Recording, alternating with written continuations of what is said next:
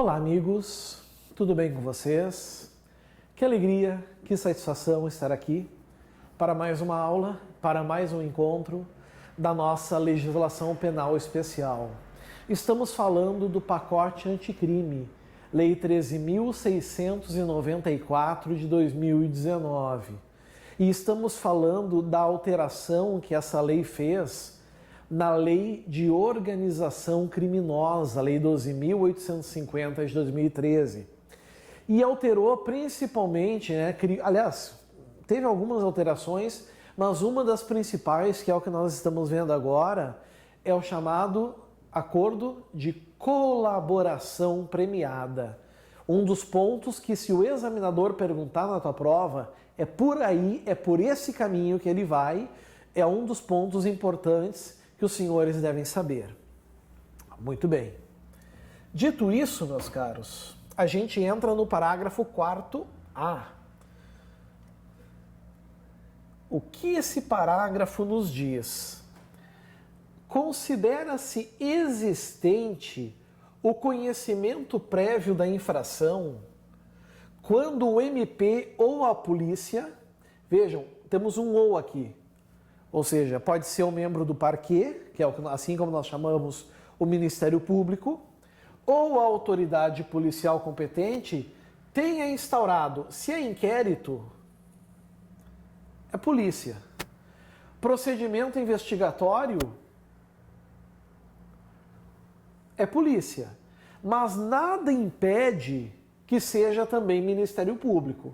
Cada vez mais a gente tem a certeza e estamos confirmando o fato de que o Ministério Público também tem poderes investigativos. Afinal de contas, o Ministério Público tem competência, por exemplo, para instaurar inquérito civil e ser o titular da ação penal civil, da ação civil.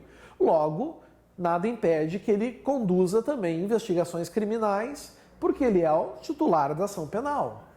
Certo? Por isso que fala aqui MP ou polícia, tá? Tenha instaurado inquérito ou procedimento investigatório para apuração dos fatos apresentados pelo colaborador. Então, se já teve instauração dessas investigações, a gente pode dizer que tinha conhecimento prévio. Se porventura não houve nenhuma instauração, nada, certo?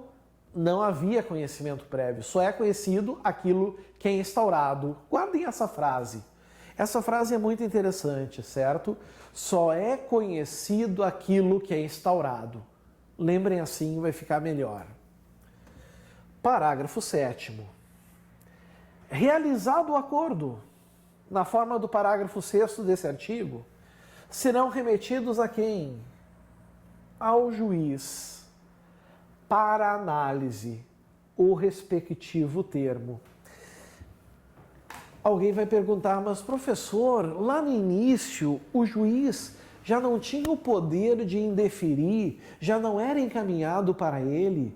Sim, já era encaminhado para ele, com toda a certeza, certo? Já era encaminhado para ele, mas lá ele fazia o que, meus amigos? Ele fazia o chamado indeferimento liminar, sumário, né? Assim que chamava, indeferimento sumário, ou seja, não analisava nada. Aqui já foi feito vários acordos, o colaborador já deu várias informações, as peças, os termos já estão colocados na mesa, certo? Agora é o momento que o juiz precisa homologar esse acordo. O momento de homologação é agora. E aí vem, para análise o respectivo termo, as declarações do colaborador e cópia da investigação, devendo o juiz ouvir sigilosamente o colaborador, acompanhado de seu defensor. Proteção, né? Para evitar, amigos, coações, ameaças, pressão. Então o juiz vai me dizer, concorda com tudo que está aqui, vai fazer a leitura para ele, né? Certo? Oportunidade em que analisará os seguintes aspectos na homologação. O juiz vai fazer aqui algo que a gente chama de admissibilidade. ele vai apreciar alguns requisitos, certo? Alguns requisitos serão analisados. Que requisitos são esses? Vamos lá. Vamos ver que requisitos são esses.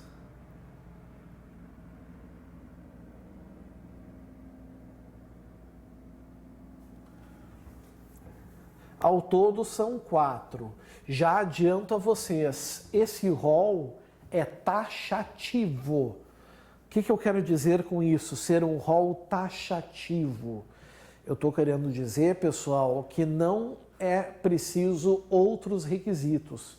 São esses aqui que precisam ser analisados, ok? Bom, dito isso,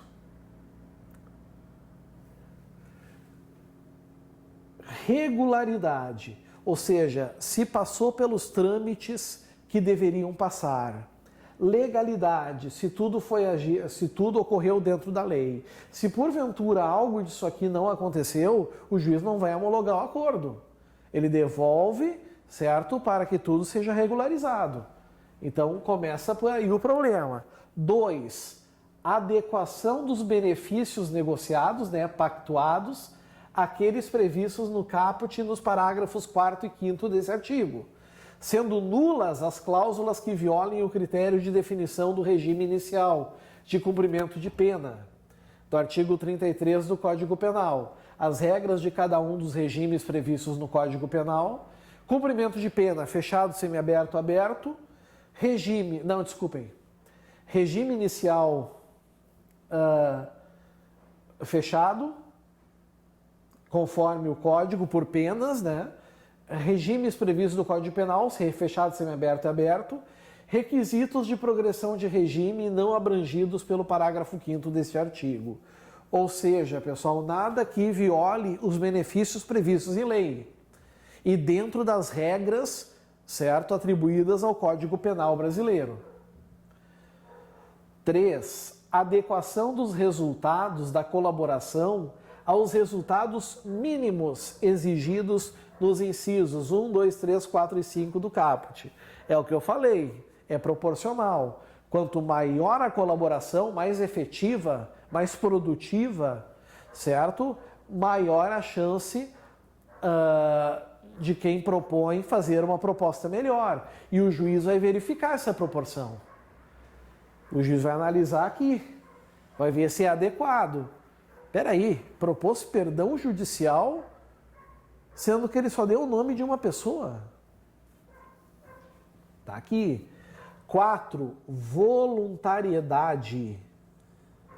Voluntariedade da manifestação de vontade, especialmente nos casos em que o colaborador está ou esteve sob efeito de medidas cautelares. Pessoal, voluntariedade quer dizer o quê? Que ninguém o ordenou a fazer aquilo. Que ele faz porque ele quer, por vontade própria. Não precisa ser espontâneo, não precisa partir dele, mas pode ser, por exemplo, por orientação do seu defensor. Pode ser, por exemplo, por orientação do seu advogado. É um exemplo, é um caso que pode acontecer, certo? Isso é a voluntariedade. Preenchido todos esses requisitos, a gente segue o baile e entra no parágrafo 7º-A.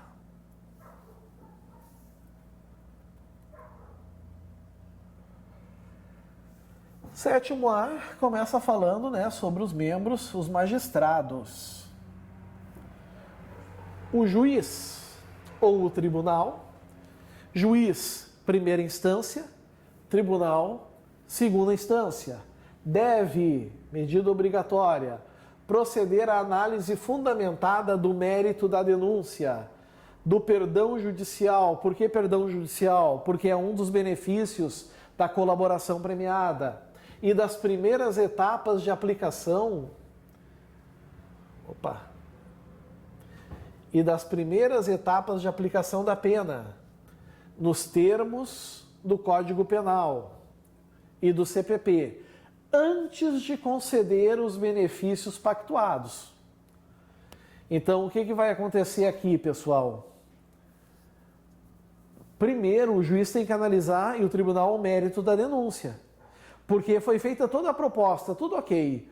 Mas a denúncia era uma denúncia frágil. Era uma denúncia sem consistência, sem materialidade de autoria. Era uma denúncia de crime prescrito. O que o juiz ou o tribunal vai fazer? Vai determinar a extinta punibilidade. Ou seja, nem vai ter por que adentrar no mérito dos benefícios, por exemplo. Não tem motivo, não tem razão, certo? Exceto quando o acordo prever o não oferecimento da denúncia na forma do parágrafo 4º e 4º-A desse artigo, ou já tiver proferida a sentença. Colaboração premiada pode vir depois da sentença também.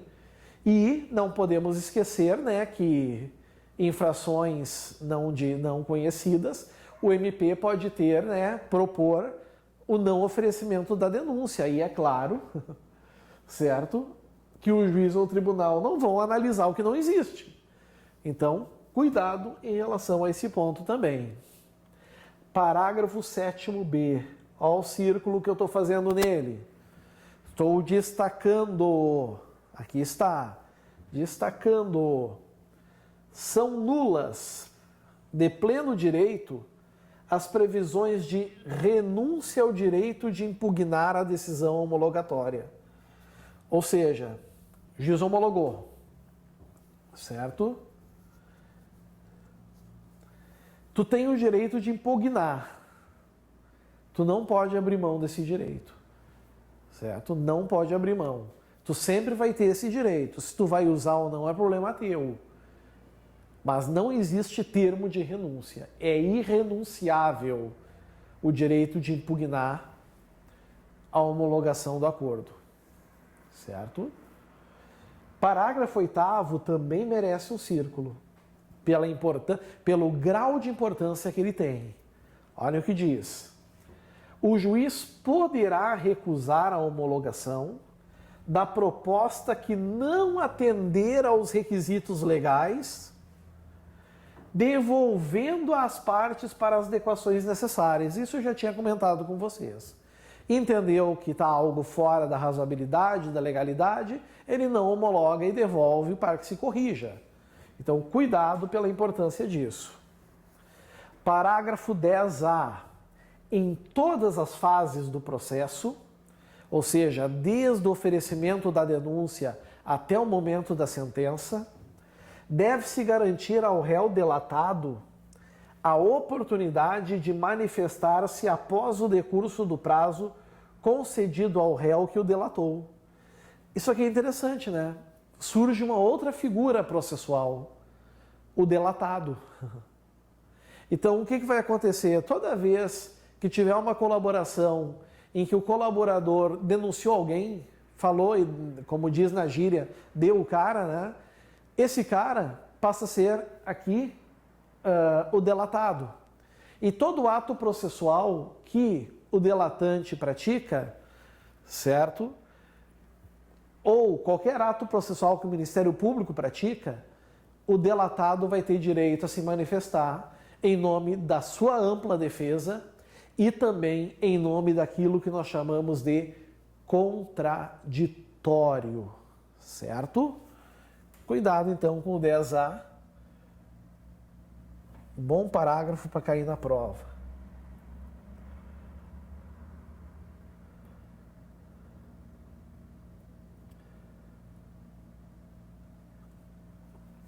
Entramos aqui agora em alguns parágrafos, né? Já chegando praticamente numa etapa final da colaboração premiada. Parágrafo 13 fala que o registro das tratativas e dos atos de colaboração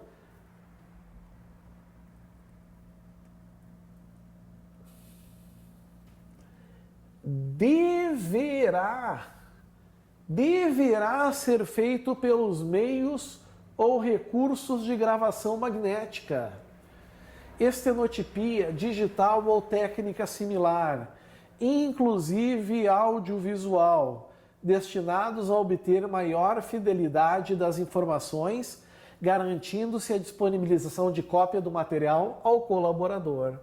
Ele precisa saber, né, o que está acontecendo, e os meios atuais hoje garantem isso a ele, certo? É um parágrafo pouco provável de cair em prova. Importante agora o parágrafo 16. Esse parágrafo aqui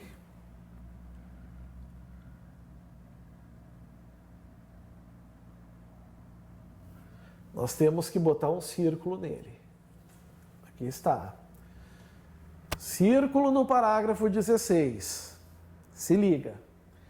Nenhuma das seguintes medidas será decretada ou proferida com fundamento apenas nas declarações do colaborador. Primeiro, medidas cautelares reais ou pessoais. As reais recaem sobre bens, coisas. Então, se o MP só o que ele tem, são as declarações do colaborador, o juiz não vai autorizar, por exemplo, uma medida de busca e apreensão ou um sequestro de bens, não vai, certo? Ou uma interceptação telefônica. Ou pessoais. O que quer dizer o pessoais ali? Quer dizer que não é só por isso que o juiz vai poder decretar, por exemplo, ou decretar a requerimento do MP uma prisão preventiva. Certo? Isso é importante no parágrafo 16. Tem a declaração do colaborador, eu posso ir lá e expedir mandado de busca e apreensão. Não pode. Tem que ter, além disso, ou afora isso, tem que ter também outros meios de prova que o Ministério Público já possui. Isso também não é suficiente para receber a denúncia ou a queixa-crime. Denúncia, MP, ação penal pública. Queixa-crime, ofendido, ação penal privada. Receber denúncia ou queixa é preciso, amigos, mínimo de materialidade e autoria. Só as declarações do colaborador não é suficiente. O juiz tem que rejeitar a denúncia ou queixa. Certo? Aqui ele tem que indeferir. Aqui ele tem que rejeitar.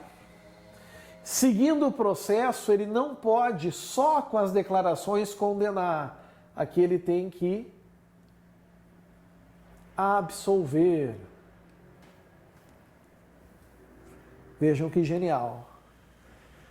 Certo? Indeferir, rejeitar, absolver. Parágrafo 17. O acordo homologado poderá ser rescindido. Opa! Novidade aqui, rescisão do acordo de colaboração premiada. Em caso de omissão, o que é omissão, amigos? Um não fazer. Dolosa, vocês sabem, né? Mas sempre é bom repetir.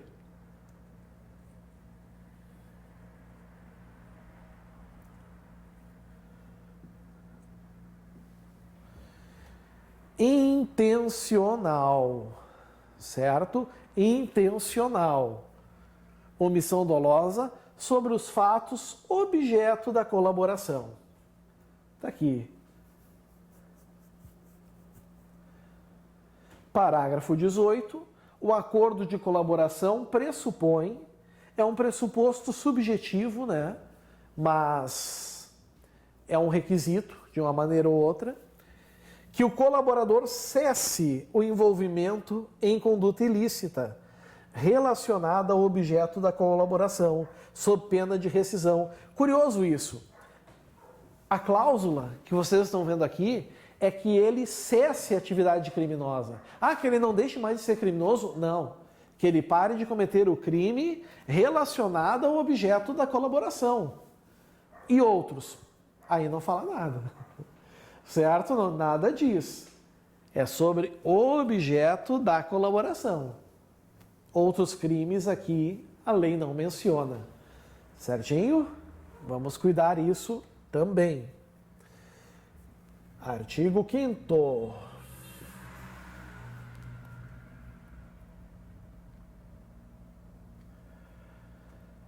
Bom, o artigo 5º, pelo que a gente está vendo aqui, meus amigos, ele introduziu um inciso 6.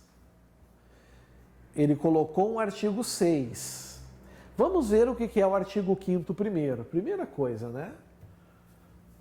Vamos lá para o artigo 5º. O artigo 5º fala dos direitos do colaborador, certo? Os direitos que ele possui. Direitos que ele possui. Usufruir das medidas de proteção, ter nome e imagens preservados e tudo mais. Só que nós tivemos aqui, ó, um 6. Esse 6 aqui é pela Lei 13.964 de 2019, ao que nós chamamos de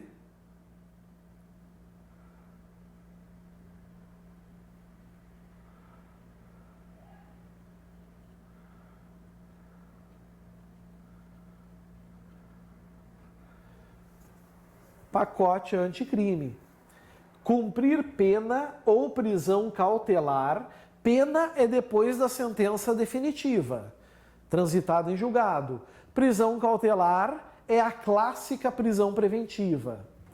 Em estabelecimento penal diverso dos demais corréus ou condenados. Ah, por que será? Preciso dizer a vocês o porquê? Preciso dizer a vocês o motivo?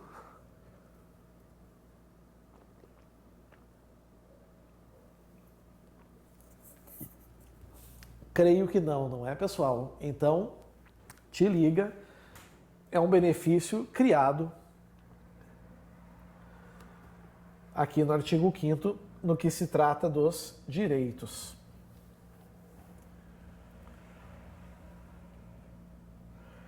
Dando sequência, a gente volta para o pacote anticrime e a gente tem agora o artigo 7º, que fala sobre esse acordo de colaboração premiada, né? Continua falando sobre acordo de colaboração premiada.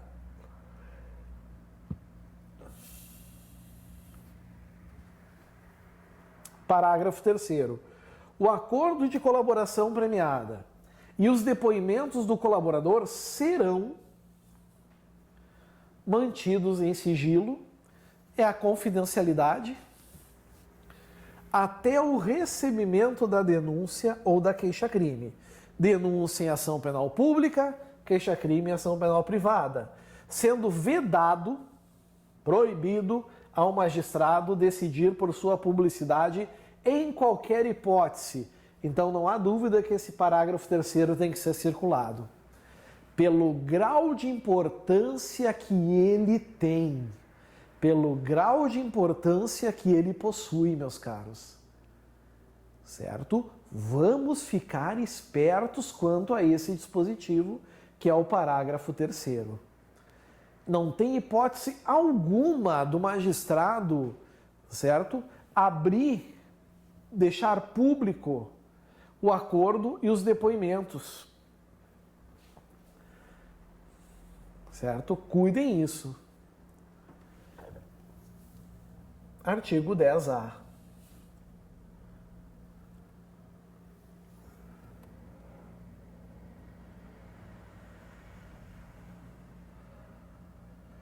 Artigo 10A.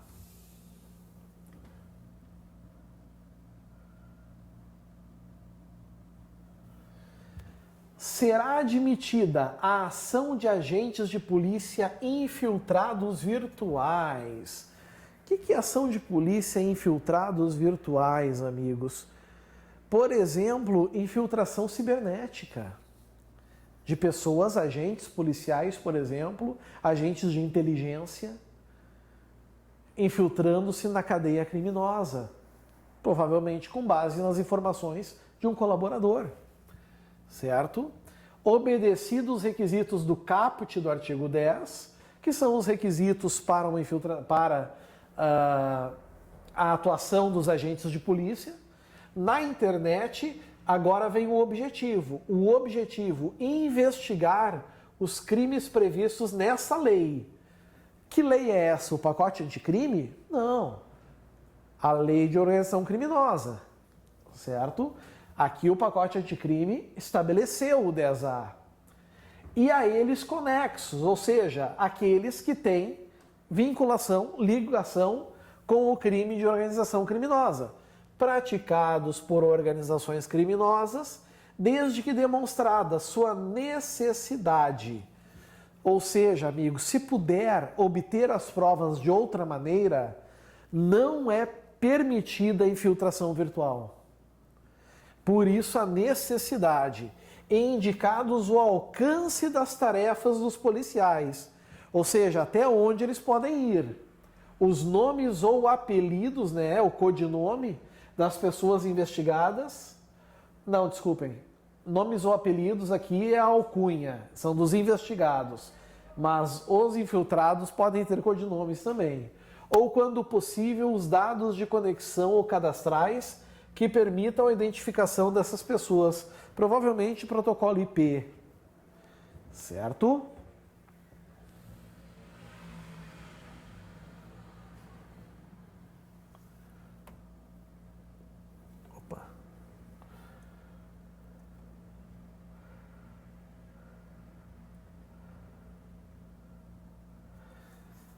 Aqui, amigos, o parágrafo 1º, ele é um tipo penal explicativo. Nós não precisamos perder muito tempo com ele, certo? Tanto é que eu vou fazer o seguinte, eu vou falar dele agora a partir do próximo bloco. Nós vamos tomar um cafezinho, dar uma relaxada. Daqui uns minutinhos, então, estamos de volta para irmos, né, nessa etapa, nessa finaleira da lei do pacote anticrime. Até mais. Grande abraço. Tchau, tchau.